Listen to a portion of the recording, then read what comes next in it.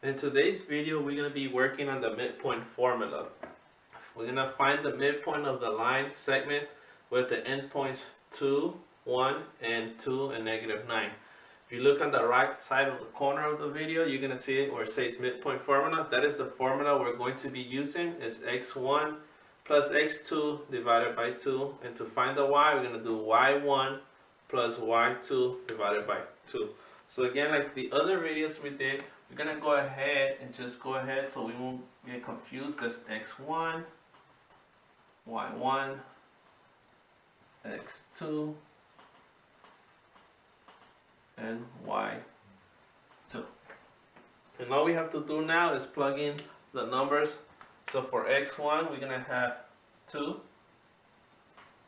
And for x2, we have 2. So we're going to add 2 plus 2 divided by 2. And then for our y, we're going to do 1 plus our y, which is y2, which is -9. And we're going to also divide by 2. So we're going to do 2 plus 2 is 4 divided by 2. So it's going to give us 2 as our answer. And for y, we're going to do 1 plus -9. We have two different signs, a negative and a positive. So we're going to go ahead and subtract, and it's going to be -8 divided by 2. So then 2 goes into 8. Negative times positive is going to give us a negative. 2 goes into 8 4 times. So when you go ahead and write your answer, you're going to write it as this is going to be your x. So it's going to be 2. And our y is going to be -4. So that's going to be the way we find the midpoint when we have two endpoints. In this example, we're still going to look for the midpoint given two endpoints. And again, we're just going to go ahead and put x1, y1, x2, and then y2. And just go ahead and plug in the numbers into the formula. So we're going to go ahead and put what's x1 is 6 plus what is our x2 is 2. We're going to divide by 2. Then for y, we're going to do the same thing. We're going to go ahead and get 1 plus what is our y2 is 3 divided by 2. So we're going to do 6 plus 2 is going to be 8 over 2. Then we're going to have 1 plus 3 is 4 over 2. So we're going to go 2 goes into 8 4 times. And 2 goes into 4 2 times. So we got our x and we got our y. And then we're going to go ahead and plug it in. We just plug it in as 4 and 2. And that's going to be our midpoint when they are given our endpoints.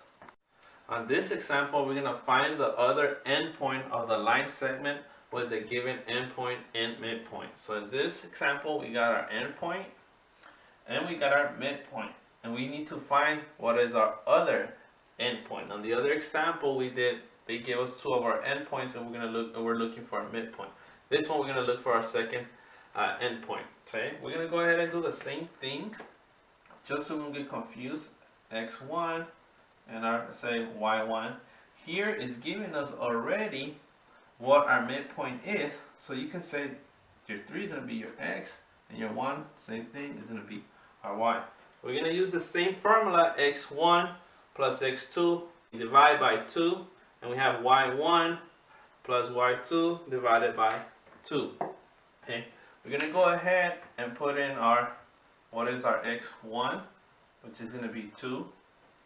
We don't know what our x2 is because they didn't give it to us. They only gave us our midpoint. So we're just going to put ahead and say x2. We don't know what's x2 equals, we know what is it equal to here is 3. And we still have to divide by 2. So we're going to go ahead and do the same thing for our y. We have our y1, you can say, it's going to be 4 plus, we don't know what is our y2, so we need to find for our y2. But we do know that it's going to be equal to 1, and we still have to divide that by 2. So we'll start with x, we'll look for x first, and then we go ahead and solve for y. So when it's a fraction, we got to get rid of the fraction, so we're going to multiply it by 2. Whatever we do on one side of the equal sign, you have to do it on the other side. So now we have 2 plus x, our second x equals 3 times 2 is 6. Now this becomes a one-step equation. You're going to go ahead and, what's the opposite of plus 2? Negative 2. Whatever you do on one side of the equal sign, don't forget to do it on the other side. This will cancel. Our x2 equals 2 different signs. We have a positive and negative, so we're going to go ahead and subtract. 6 minus 2 is going to be 4. So we got our second x for our other endpoint. Now we're going to go ahead and try to look for the other one. So we're going to go ahead and multiply by 2. We're going to multiply by 2. Whatever we do on one side of the equal sign, don't forget you have to do it to the other. So we have 4 plus y2 equals 2. Becomes like the other one, one-step equation. We're going to go ahead and the opposite of positive 4 is negative 4. Whatever we do on one side of the equal sign, we have to do it on the other side. This is going to cancel. It's going to leave our y2 by itself equals 2 different signs. What's bigger, 4 or 2? 4. What's in front of the 4? Negative. Put negative, and then we're going to subtract, and 4 minus 2 is going to be 2. So we go ahead and found our y2. So then for your other endpoint, you're going to go ahead and just put as 4, because we have our x to be 4, and our y2, which is negative 2. So that's going to be your second endpoint there. Again, this example, we're still working on finding the other endpoint of the line segment with the given endpoint and midpoint. So we have our endpoint and we have our midpoint. So if you haven't gone ahead, go ahead and subscribe and like the video. And also, if you want to, you can go ahead and pause the video now and try to do the problem on your own, and then go ahead and put play and see if you got the same answer. And if not, you can go ahead and check where did you do your mistakes. So the same thing, let's go ahead and start by writing our x1, y1, and then we know we have our x, and then we know we have our y there. And go ahead and just plug in your numbers, same way we did it before. We're going to go ahead and put our x1, we already have is 4, plus, we don't know what's our other endpoint, which is going to be x2 equals, we know what is our x, it's going to be negative 6 divided by 2. So we go ahead and do that, and then we do the same thing for y. We already know what's our y1, it's going to be 7, plus, what is our y2, which we don't know, but we do know our y, which is negative 3 divided by 2 as well. We're going to go ahead and solve our x first, and then we're going to go ahead and solve for y. So it's a fraction. We're going to go ahead and take it out of the fraction, multiply by 2 on both sides. Then we go 4 plus x squared equals negative 6. Negative times a positive is going to be a negative 12. Becomes a one-step equation. Opposite of plus 4 is going to be negative 4. Whatever we do on one side of the equal sign, go ahead and do it on the other side. So this is going to cancel. It's going to give us x equals, and then we have 2 of the same sign, so 2 negatives, so we're just going to go ahead and add. Negative 12 plus negative 4 is going to be negative 16. Okay, and then we have our one of our endpoints for x. We're going to go ahead and solve for our second endpoint for y2.